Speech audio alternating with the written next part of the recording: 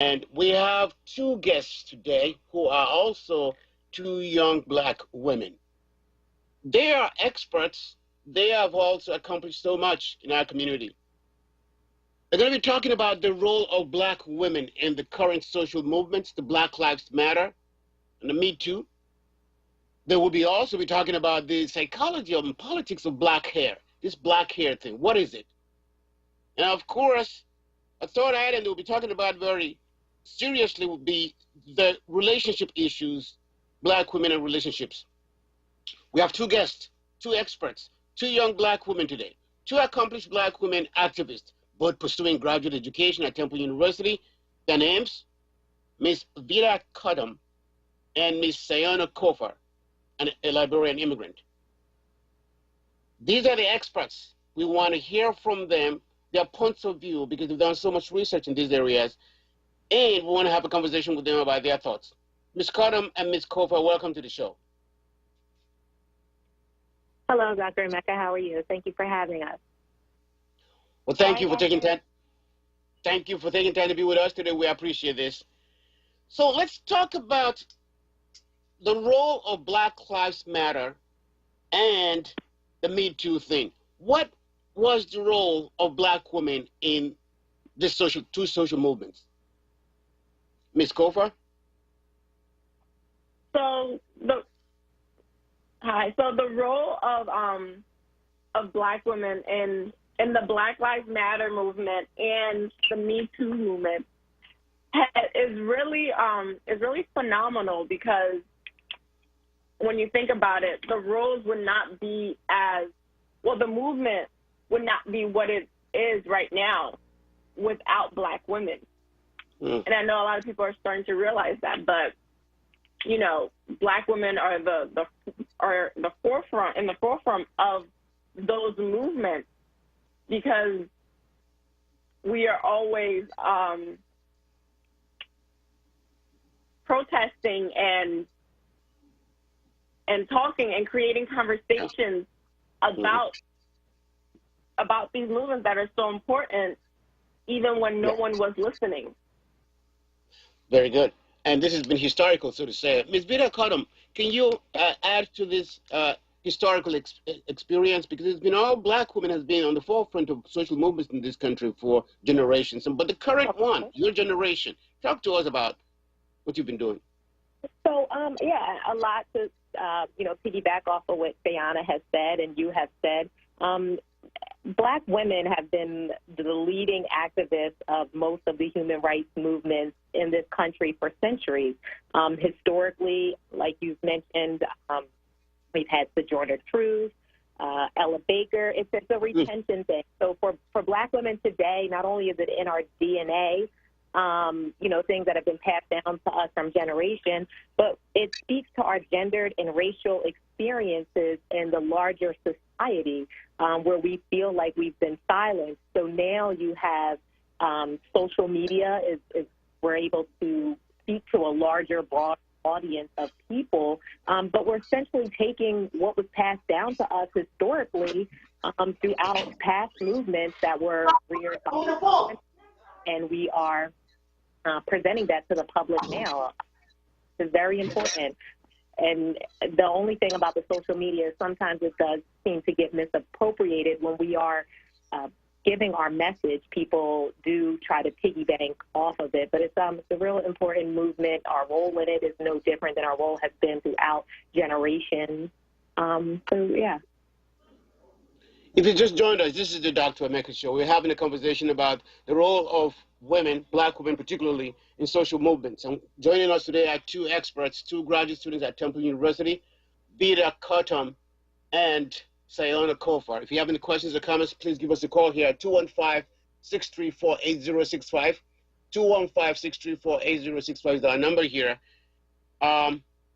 So the movement continues.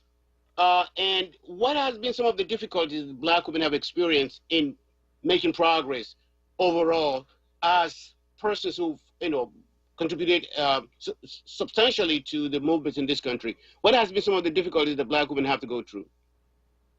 So I think what happens in these movements is it just starts out us speaking our truth. You know, the Me Too movement started with Tarana Burke, and she was speaking her truth, the experiences that she had faced as a Black woman, sexual violence, all things. And what tends to happen is when you broadcast those other women, their cultures, primarily the predominant culture, they tend to piggyback off of that, but make it their own. And we get lost in that moment. Same with the Black Lives Matter and the Black women who started that. When we started those movements, we're speaking to our own experiences and our own truth. And sometimes they do get, I hate to use the term high, but, you know, not a lot of people realize that these movements were started by Black women. That's very important for people to know and understand. We're having a conversation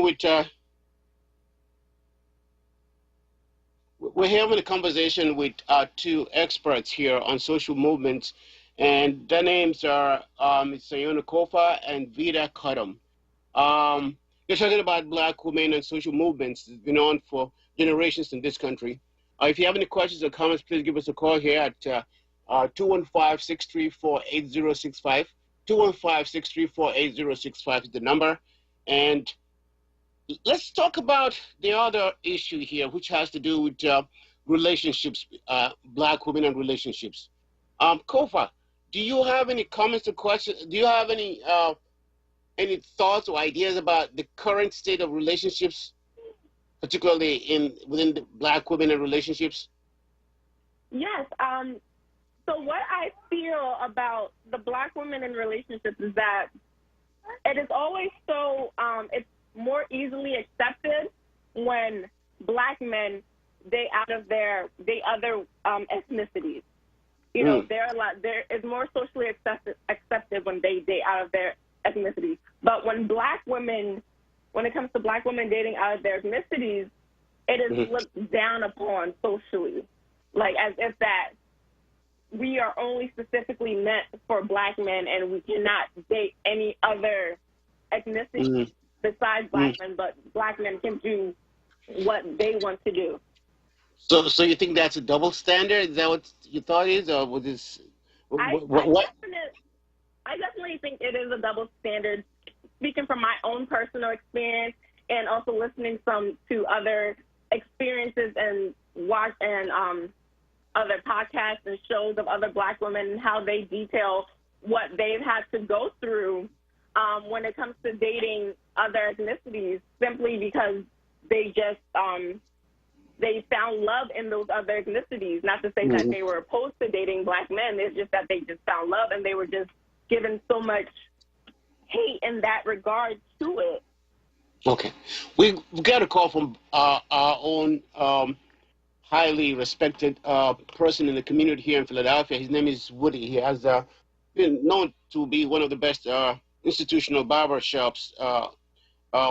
Woody, welcome to the show. You have a question or comment to this young woman here?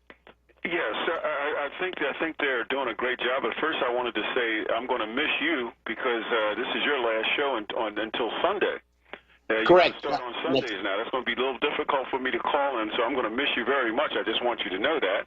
I appreciate that. I just want you to know that. But for the young ladies, I wanted to say that this issue of dating in some cases could tie in with I believe, all the years of slavery, chattel slavery that we had to go through. The women were raped, and many of them had children that were called bastards, you see, and that was kept in the Black community 400 years in that chattel thing. But see, if the male would have a child by the white woman, not only would the white woman be looked down upon, she may get killed.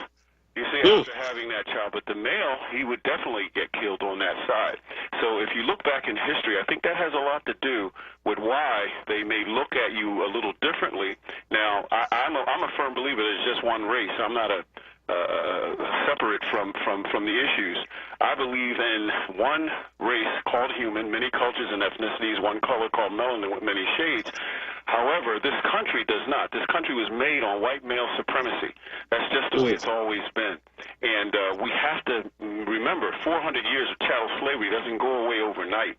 No. I know you've heard of epigenetics that's still floating around in the blood of the children of the former chattel slaves. So it has a lot to do with that. We got a little work to do, but I'm not going to hold anybody accountable besides this country. This country needs to atone for the damages that they did to human beings, and saying that they were cattle and chattel and property. That 400 years of that doesn't go away overnight. So please excuse those people that may have something to say, but we're free now, and you should be able to do what you like. Well, Woody, can I ask you a question? I don't know if I'm pretty sure the young black woman may have a question for you, but what's your thought on interracial dating that Kofa was particularly talking about before we go to Vida Cotton? Well, your thoughts? Again, you can't have interracial dating. That's a white male supremacist thing. These are two human beings dating as far as I'm concerned.